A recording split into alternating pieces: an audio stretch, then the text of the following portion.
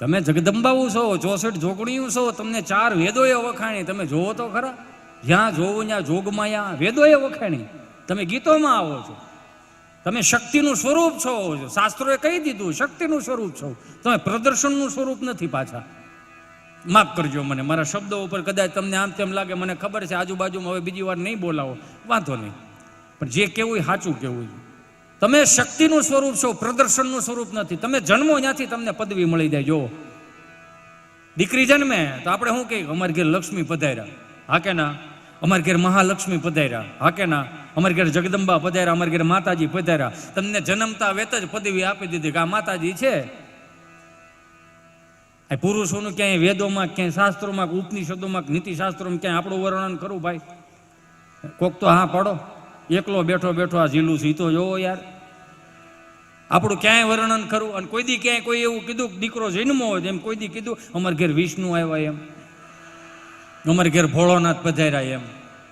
કોઈ દી ક્યાંય આપણું ક્યાંય નામ નિશાન નહીં. તો જોવો, માર્ક તો કરો. આપણી બા હારી, આપણી બાનો હાડલો 250 થી વધીને 300 રૂપિયાનો હાડલો આવે. બાપજી, આ તમે જે ગોદડા ઉપર બેઠા ને બાએ સીવેલા, તે મશીન બશીન નહોતા. ઈ ધોળ ગાતી જાતી હોય, કીર્તન ગાતી જાતી હોય, ટેભે ટેભે પેઢીઓના સંસ્કારોના એ ટેભે ટેભે એમાં પોરવતી જાતી હોય. એટલી ગોદડાની નીંદર એટલે હારી લાગે છે, એટલે નીંદર આવે છે. ગમે એવું છોકરું હોય, ખાલી વાણવાળો ખાટલો માથે થોડું ગોદડું નાખી દો, લાવો લખી દઉં, ભૂખા નીંદર આવી જાય. શું કામ? એ બાના હાથના ગોદડા છે. આ તો ધોવા પડતા, નીશોવા પડતા, એટલે આ કાઢ્યા જ. બાકી 250 રૂપિયાનો વધીને 300 રૂપિયાનો બાનો હાડલો આવે. યો 2 વર્ષ બા કે 3 વર્ષ હાડલો ફાટે નહીં ત્યાં સુધી પહેરે. અને એ હાડલામાં 5-5, 7-7 છોકરા મોટા થઈ જાય. યો કઈ રીતે મોટા થઈ જાય? 5 છોકરા હોય, 5 નો વસ્તાર પાછો 7 હોય. બધા છોકરા અહીંયા મહેમાન આવે, હાડ કરતો હતો મારો દીકરો. આ સીતારામ જા મારો દીકરો રમવા મળો, ખાલી હડ કરવા એ હાડલો કામ લાગ્યો.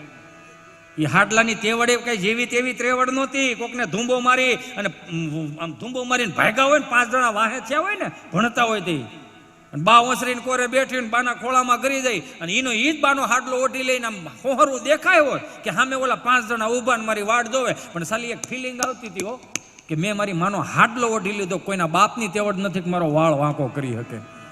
આ હાડલામાં તેવડ હતી. હવે હાડલા ક્યાં? સીતારામ.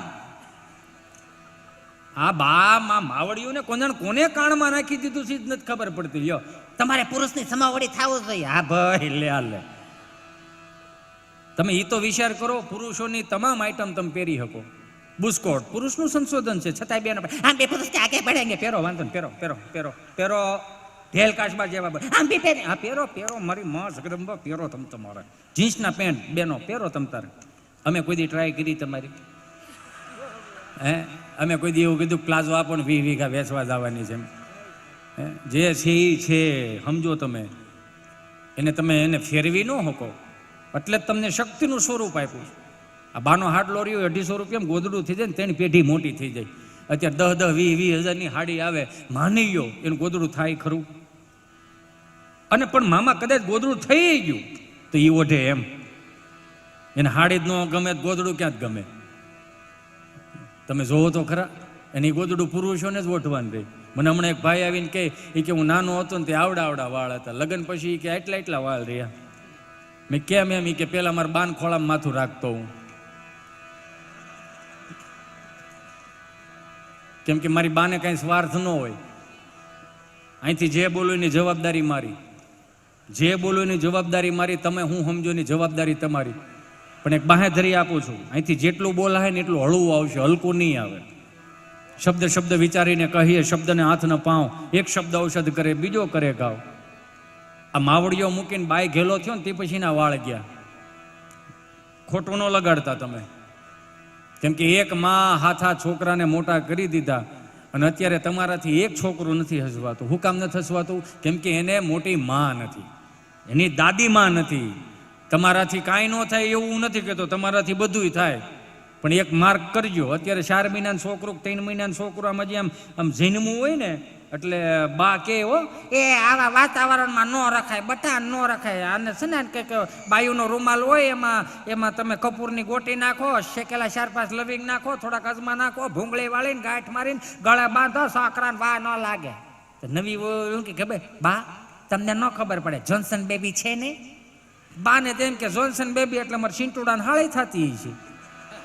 અરે બા પાવડર આવે, બા તમે જે અમને તેલમાં મોટા કર્યા ને એવડિયું સોળે એમાંનું જોન્સન બેબી આવે. WHO વાળોનો રિપોર્ટ એવો છે કે જોન્સન બેબીમાં આવનારા સમયની અંદર દીકરાઓ કે દીકરીઓને કેન્સરના પ્રોબ્લેમો થાય. એની કરતાં આપણી બા કાંઈ ભલે હાવ અંગૂઠા સાપતિ પણ એની પાસે નોલેજ હતું ને એટલે વૈજ્ઞાનિકો પાસે નથી. કોક દીક બેહો તો ખબર પડે, કોક દીક જાણો તો ખબર પડે. એક માં 3 વ્યવહાર 5 વ્યવહાર કરી નાખે એટલે વિચાર તો કરો. શાળામાં કૂણો તડકો લ્યો ને બા પાસે બુદ્ધિ એવી પછી આપણી પાસે નથી. શાળામાં કૂણો તડકો લ્યો હોય ને બાની આમ પગની આંટી સડી ગયેલી હોય ને તેને વવારું પાપડ ઘડતી હોય અને બાનો વાળ વળતા જજો, હાથે ચાલુ, મોઢું ચાલુ ને પગે ચાલુ. પગની આંટી સડાવી હોય ને તો ત્યાં ઘોડિયાની દોરી હોય, આમ કરે અને એક ઘોડિયામાં 2 ખોયા, એકનું મોઢું આમ ને એકનું મોઢું આમ. સમજો તમે, આ જોયું હોય એને ખબર હોય. અને અત્યારે ખોયાઈ નીકળી ગયા ને ઘોડિયા નીકળી ગયા. અત્યારે મને ઘણા પૂછે, મને કે હિતેશભાઈ આપણો જન્મ ને અત્યારની પેઢીનો જન્મમાં ફરક હોય? હાથી ઘોડાનો ફરક ભાઈ. કેમ? મેં કીધું અમારા જન્મ છે ને સરકારી દવાખાનામાંથી આંખું ખુલી 3 પાંખડો પંખો ને એક પાંખડો મવડાઈ ગયો હોય આમ, એમાં પાછું માધાર્જન લખેલું હોય અને એમાં પાછો સૈકલાય માળો કર્યો હોય. જોજો, માર્ક કરજો, મેં જોયેલું એટલે કહું. એમાં ખૂણે જોવો નકરા કરોળિયા ઝાલા ટ્યુબ લાકડી ધોકો. હવે આ આઈડી 2 ખૂણે કાળો વચમાં લબક થયા રાખે. આંખું ખુલી વિચાર આવ્યા છે પણ સુવિધા નામે કાંઈ છે નહીં. બધું આપણે જ ઊભું કરવાનું રહ્યું. જોવો, આપણા બાપે અગવડતા મોટા કર્યા ને એટલે તો આવી સગવડતાનું ભાન આવ્યું ને. પૈસા મોટા કર્યા એટલે 2000ની નોટની સફર કરી ને આપણે. તો કે અત્યારની પેઢીની વાત ન થાય. કેમ? મેં કીધું જન્મે તો VIP દવાખાનામાં જન્મે. આંખું ખુલે સીધું સેન્ટર AC, 42 ઇંચનું ટીવી, 4 નર્સો તો માથે ઊભી હોયલા તો હમું કરે જ રાખે અને ઓલું ટગર જોઈ રાખે. આવતા હવે સીધો ચાલુ. હિસકાવા વાળા તો ઘેરે બાંધતા ગમતા નથી. ઇલેક્ટ્રોનિક ઘોડી આવ્યા મામા, ટેકનોલોજી. આ સાપ દબો એટલે ઘોડીઓ આમ થયા જ રાખે આમાં. અને ઓલી પેન રહીને ઠૂઠું ભરે ગયો એટલે હાલડે ગયા રાખે. ઉલુલુલું લાવી ગયો ને તારો બાપ તાઈ, ઉલુલુલું લાવી ગયો ને તારો બાપ તાઈ ગયો. આહામાં ન થાય બીજું શું થાય? આહામાં જ થવાના છે, આમાં કઈ છે નહીં કઈ બીજું. અને ઉપાધિ જ છે ને. આને ઉપાધિ છે. આપણે પાસ હતા ને કોકને ધૂંબો મારીને વીએ તો અંદર ડેલીના ખાનામાં પગ મૂકી બીક લાગતી કે મારો દાદો શું કહે, મારો કાકો શું કહે, મારો બાપ મને શું કહે એની બીક હતી. જોવો, શું કહે એની બીક. અત્યારે નીકળી ગયું. અત્યારે એક 20 વર્ષનો યુવાનો 21 વર્ષની બેન હોય એ 11 વાગે 12 વાગે ઘેરે આવે તો હવે મા બાપ મૂંઝે કે આને શું કેવું. શું કામ? સહન શક્તિનો અભાવ. કેમ કે હવે થયું છે એવું ને, અમે 2 અમારું બ્રિટાનિયા બિસ્કીટ જેવું. જો આગળ પાછળ કઈ નહીં, વૈશમાં મલાઈ ટીન ટીન ટીડીન. કેમ કે મલાઈ વિખાઈ જાય તો બિસ્કુટની વેઈ ગયું. હું માફ કરજો મારી જગદંબાઓ 64 જોગણીયું. આપણને જે મળ્યું છે ને એ દુનિયાના કોઈ પણ ખૂણે જાઓ નથી મળે. રામના રાજ આવ્યા, ભોગવે તો ભોગવો ને. ખાલી તો એકાબીજાના વાતોથી તમારો ઈગો ઘવાઈ જાય છે ને. થોડુંક એકબીજાના પ્રત્યેનું ખાલી માન સન્માન નથી રેખાતું, એમાં જ પ્રોબ્લેમ છે ને. અહીંયા જેટલા પણ અહીંયા બેઠેલા છે ને બધાને કહો, કોઈ દીકરાને એની માથી નોખું નથી થવું. લ્યો, કોઈ દીકરાની માથી નોખું નથી થવું. તમે આને કનડશો, હેરાન થાય. તમારે પિયર હશે તો તમે રોઈ નાખશો. આવડા ક્યાં જાહે આ?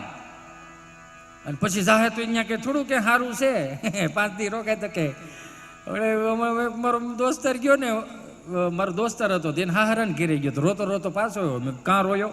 એ કે 5 દી રોયો. મને રોજ એમ કીધું એ કે હું બનાવું. મેં કીધું એને બનાવ્યું.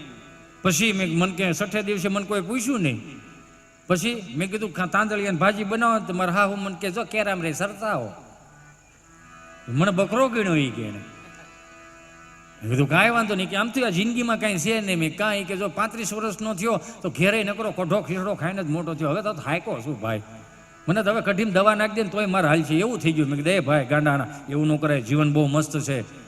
5 દી ફઈને ઘેરે જઈએ. કેમ? તો કે ફઈની ઘેરે જાય ને ત્યાં ફઈ કંઈ ખારી રસોઈ બનાવે તો તારી કઢીમાંથી થોડાક દી મન ઉઠી જાય ને પાછો જીભે સ્વાદ આવી જાય. ફઈની ઘેરે ગયો ત્યાંથી રોતો આવ્યો. મને કે જ્ઞાન જ જાઉં. કેમ? એ કે એના નવા ઘઉંનું ઝાદરિયામાં હારે કઢી બનાવી. મેં તારા ભાઈ નબળા જાદરી અરે કટી ખાધી નો મજા આવી કે મજા બહુ મજા મજા નો આવી. મેં કે સારું હાલ તું સટે માસીને ઘેર વિયો જાત. માસીને ઘેર ગયો પાસ દો આવ્યો. મને કે ન્યાય નથી જવે કેમ કે સૂરમાં લાડવા હરગવાની કઢી. મેં તો મારો રામ ભલું કરે એક કામ કર તારા ગુજરાતમાં ભેળો નહીં થાય તારા ઓસ્ટ્રેલિયા વિયો જા. કેમ તું નહોત કહેતો મેલબોર્નમાં તારા મોટા બાપાના છોકરા રહે છે તો કે હા મેં ત્યાં વિયો જા કે 1 મહિનો ગયો ને પછી આવ્યો ને હહુડી જેવો થઈને આવ્યો. ઓ હા ઠીકા જેવું. મેં કીધું આવું કાં? મને કે ભાઈ ઉન્યા ગયો ને તો આપણને તો એમ હોય ને કે ત્યાંનું ફૂડ ખાવું તો એ લોકો એવું સમજે ભાઈ આવ્યા છે ગામડાથી એને અહીંનું ફૂડ ન ભાવે. યા હોય ને કઢી ખીચડી કઢી ખીચડી કઢી ખીચડી. એકની ઘેરે જમવા ગયો 4 બાઉલમાં કઢી. એકમાં હરગવાની કઢી, એકમાં મરસાની કઢી, એકમાં લહણ કઢી ને એકમાં ધોળી કઢી. નકરું કઢી કઢી. પછી તો કઢીને અગરબત્તી કરીને કીધું કે એ કઢી આ વિઝા ને પાસપોર્ટ મારી પાસે હતા પણ તારી પાસે ક્યાંથી આવ્યા? એટલે લોહીમાં હોય ને ક્યાંય જાય જ નહીં. આ તો આપણને ઓલું છે કે ચાલો ને આમાં શું છે. હમણાં અંગૂઠા સાહેબ 2 કપલ ત્યાં અમદાવાદ રૂમ ચાલુ કરી. બાજુમાં કોઈક ભણેલા રહેતા હોય છે. આ ગામડાની જે બેન હતા ને એને રોજ મંદિરે જવાની ટેવ. શંકરના મંદિરે જળ ચડાવવા જાય. તો બાજુમાં ઓલા બેન હતા ને એને પૂછ્યું કે રમીલા બેન તમારે આવું છે? તમે જોઈજો હાવ દેશી મૂકીને પછી ત્યાંના માહોલમાં આમ ચીપી ચીપીને ગુજરાતી હોય. રમીલા બેન તમારે આવું જ છે મંદિરે? રમીલા બેન કે ના એકચ્યુઅલી એવું છે ને આજે હું બહુ બીજી છું. બીજી બહુ છું. ઓલી બિચારી હાવ અંગૂઠા સાહેબ એને ખબર જ નહીં કે બીજી શું થાય. તો ઓલી કે એમાં શું વાંધો હું તમારા ભાઈ ત્રીજી છો તોય મંદિરે જાઉં છું. અરે એ મને એ મંદિરે આવવાનું આમાં થાય ક્યાં નથી મજા આવી હતી ભાઈ તો ફેરવી નાખું એમ ના. એટલે કે આને હા ભળતા જ કે ટાઈમ થઈ ગયો 11:15 થઈ ગયો 11:15 મિસ કોલ